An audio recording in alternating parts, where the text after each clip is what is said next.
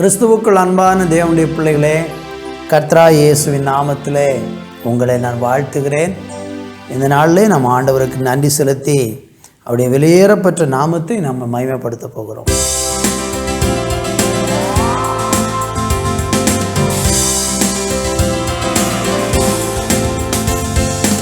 எத்தனை நன்மைகள் எனக்கு செய்தி, எப்படி நன்றி சொல்வேன், நான் எப்படி நன்றி சொல்வேன்.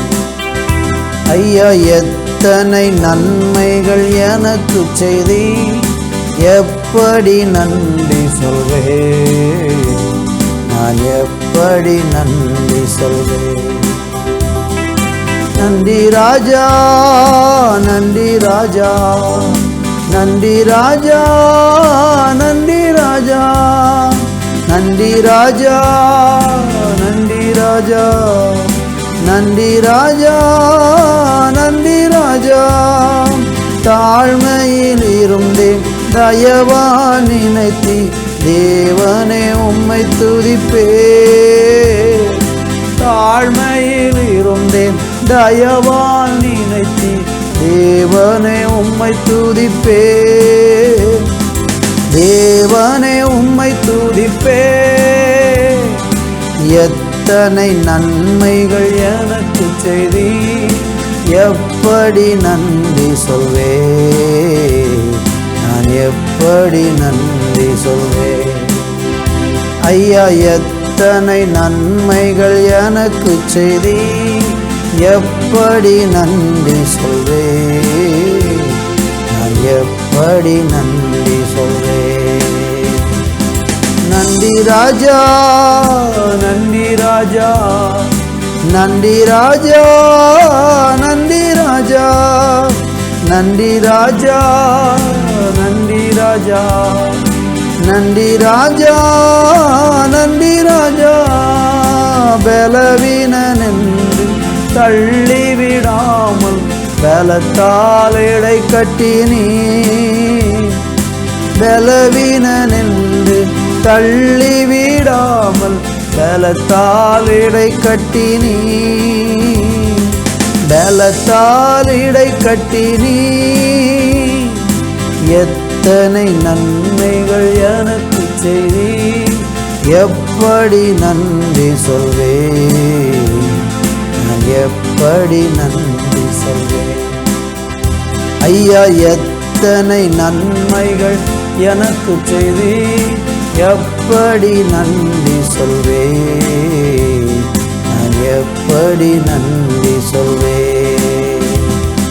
நன்றி ராஜா, நன்றி ராஜா, நன்றி ராஜா, நன்றி ராஜா, நன்றி ராஜா, நன்றி ராஜா, நன்றி ராஜா, நன்றி ராஜா. ஏராளம் நன்மைகளை நம்முடைய வாழ்க்கையில் ஒவ்வொரு நாளும் செய்கிற தேவன் இன்றைக்கும் அவர் ஜீவனோடு இருக்கிறார். அவர் ஜீவனுள்ள தேவன், அவர் மகிமையான தெய்வம், பரிசுத்தமுள்ள தெய்வம், தாங்கி நடத்துகிற தெய்வம். இப்படி ஆளுகை நம்ம மேலே உண்டாகும்படியாய் தேவ கரங்களில் ஒப்பு கொடுத்து ஸ்தோத்திரம் பண்ணி நாம் ஜெபிப்போம். நல்ல பிதாவே, இந்த நாளுக்காக நன்றி. உடைய கிருபை எங்களை தாங்கி நடத்தட்டும். உடைய பிரசன்னம் எங்களை ஆளுகை செய்து நடத்தட்டும். தேவ கிருபை எங்களை சூழ்ந்து நடத்தட்டும். காத்துக்கொள்ளும், வழி நடத்தும், பெரிய காரியங்களை செய்யும். இயேசுவின் நாமத்தில் பிதாவே, ஆமேன், ஆமேன். அன்பான தேவனுடைய பிள்ளைகளே, இந்த நாளிலேயும் கூட ஆண்டுடைய வார்த்தையை நம்ம தியானிக்க போகிறோம். சங்கீதம் 37 சங்கீதம் 27 வசனத்தை நான் வாசிக்கிறேன். தீமையை விட்டு விலகி நன்மை செய், என்றென்றைக்கும் நிலைத்திருப்பாய். வாசித்து கேட்ட இந்த வேத வசனத்திலே கர்த்தர் ஒரு கட்டளையாக ஒரு வார்த்தையை நமக்கு சொல்கிறார். இந்த சங்கீதத்திலே நம்ம படித்து பார்த்தா நீதிமான்களுக்குரிய ஆசீர்வாதங்கள் ஏராளம் சொல்லப்பட்டிருக்கிறது. அப்படி நீதிமானுக்குரிய ஆசீர்வாதத்தை கர்த்தர் சொல்லும்போது ஒரு காரியத்தை சொல்கிறார். தீமையை விட்டு விலகி நீ நன்மை செய், என்றென்றைக்கும் நிலைத்திருப்பார். நம்ம பூமியில் பார்த்திங்கன்னா நிறைய பேர் நன்மை செய்கிறவங்க இருக்கிறாங்க. ஆனால் நன்மை செய்கிறது மாத்திரம் போதாது, தீமையை விட்டு விலகி நன்மை செய்கிறது தான் கடவுளுக்கு பிரியமானதாக இருக்குது. பரவலாய் பார்க்கும்போது நிறைய மனிதர்கள் நன்மை செய்வாங்க, தீமை செய்வாங்க. அவங்க எதுக்காக நன்மை செய்கிறாங்கங்கிறதுக்கும் ஒரு காரணம் உண்டு. அவங்க செய்யக்கூடிய தீமைகளை மற்றவர்களுக்கு முன்பாக மறைப்பதற்காக நன்மை செய்கிறவங்க இருக்கிறாங்க. நிறைய ஏமாற்றுவாங்க, பொய் சொல்லுவாங்க, அநியாயமாக சம்பாதிப்பாங்க. ஆனால் மற்றவர்கள் தங்களை அப்படி நினைக்கக்கூடாது என்பதற்காக 4 பேர் தெரிகிறது போல நன்மை செய்வாங்க.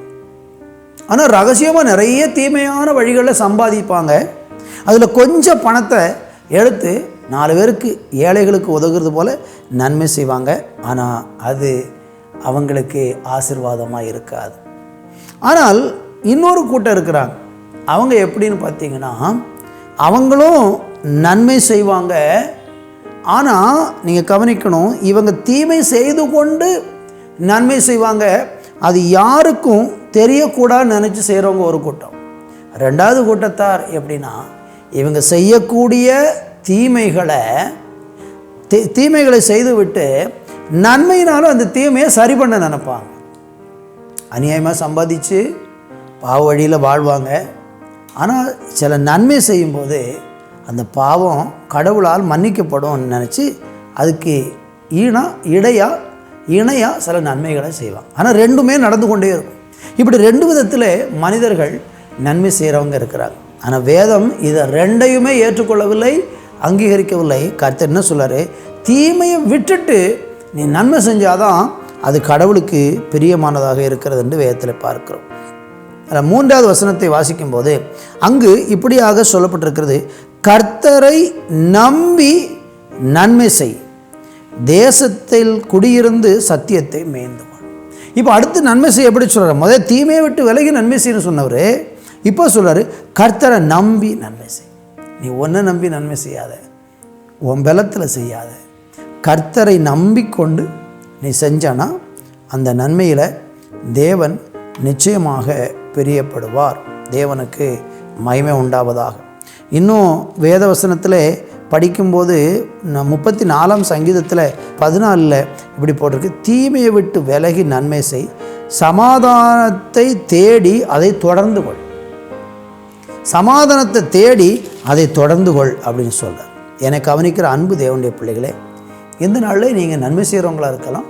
ஆனால் தீமை செய்து கொண்டு நன்மை செய்தால், தீமையை நன்மையினால் சரி பண்ணலான்னு நினச்சா, தீமை செய்துவிட்டு தீமை செய்து கொண்டே நன்மையும் செய்து அதை கரெக்ட் பண்ணலான்னு நினச்சா தப்பு.